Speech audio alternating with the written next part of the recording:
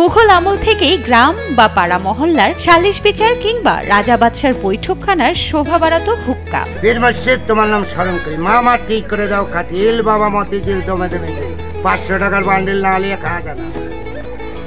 কালের বিবর্তনে রাজা বাদশাদের পর জমিদার, মাতবর কিংবা সমাজের বিশিষ্টজনদের দেখা গেছে হুক্কায় সুখ টানতে। এক সময়ে সমাজের উঁচু স্তরের মানুষদের বিলাসী এই নেশার উপকরণ এখন প্রায় বিলুপ্তির পথে।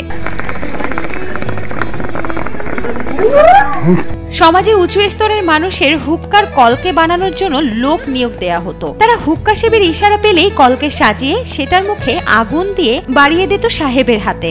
হুক্কায় মুখ লাগিয়ে টান দিতেই পানির গড়গড় শব্দে মুখ ভরে বের হতো তামাক পোড়া গন্ধ।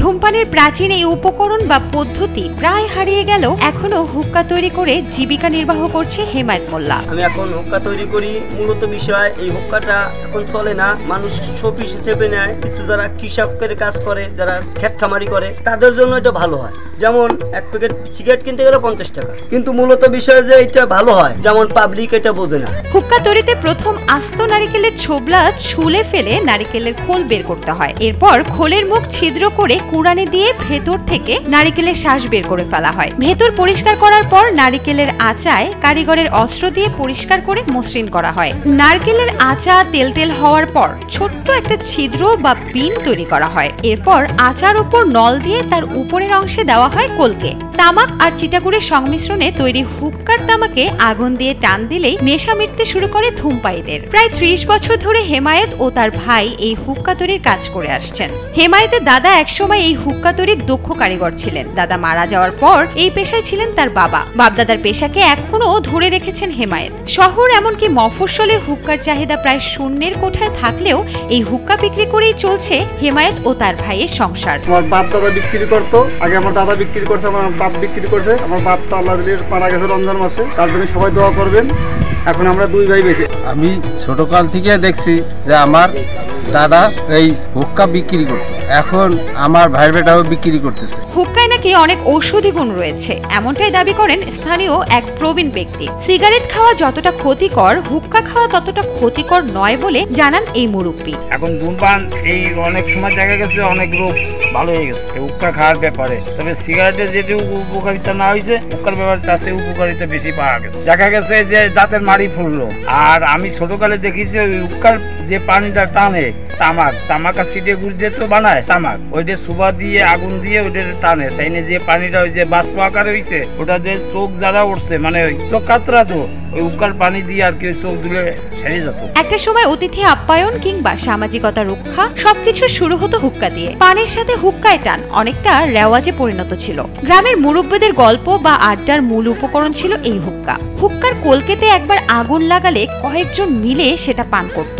10 জন 12 জন যদি মুরব্বী থাকতো, এই হুক্কা বলে নিয়ে আইদি, ওই একটা হুক্কা টানতো প্রায় 10-12 জন লোক, 3-4 টান দিয়ে গুড়গুড় শব্দ হতো। তখন আকর্ষণীয় জিনিস ছিল সামাজিক হুক্কা আর পাতার বিড়ি। পাতার বিড়ির চেয়ে হুক্কাটা খুব ভালো, মানে ওই যে যায় একটা অতিথি আপ্যায়ন যেটা এখন সিগারেট দেয়, ওই সময় হুক্কা ছিল অতিথি আপ্যায়ন। আগেকার দিনে হুক্কা ছাড়া কোনো অনুষ্ঠান হতো না বলে জানায় স্থানীয় এক প্রবীণ ব্যক্তি। ওরা মনের সুখে, হুক্কার যে গুড়গুড়ি একটা শব্দ না, ওইটা মনের আবেগে। আর বাবার আবেগ ছাড়া কোনো গান হয় না, আর বাবার আবেগ এসে যেত, এই জন্য গান ধরতে হয়। হুক্কা ছাড়া কোনো অনুষ্ঠান হয়নি। আমরা ছোটকালেতে দেখতেছি বহু হাজার হাজার কৃষক আমাদের এই হুক্কা ব্যবহার করছে, আর সেই সুখে গানও গাইছে, হুক্কা ডান্সার গান গাইছে মাঠে ঘাটে। এই হুক্কার খুব পরিচালনা ছিল, 100 বছর আগ থেকে এগুলো শুরু ছিল। হুক্কা তৈরি ও বিক্রি করে একসময় ভালোই চলতো হেমায়েতদের সংসার। এই হুক্কা বিক্রি করে অনেকে জমিও কিনেছেন বলে দাবি করেন। এই ব্যবসা করে সংসার চালাইছে, জমি জমা কিনছে, সবকিছু এই ব্যবসা। আল্লাহ যদি ভালো চলতো, আগে কি চালির দাম ছিল না, 12-14 না চালির দাম। এক সময় ধূমপানের অপরিহার্য অনুষঙ্গ এখন অনেকটাই শোপিসে পরিণত হয়েছে। তবে অনেক প্রবীণ ব্যক্তি এখনো রয়েছেন যারা ধূমপানের আধুনিক সংস্করণ সিগারেটে খুব বেশি তৃপ্তি পান না। তারা এখনো খুঁজে খুঁজে হুক্কা কেনেন। এই হুক্কা আমি ছোটবেলায় দেখেছি, আমার যখন বয়স 7-8 বছর, তখন আমি দেখেছি আমার আব্বা খাইছে। তখন আমি দেখেছি আমার আব্বা এই গুড় গুড় করে খাইছে।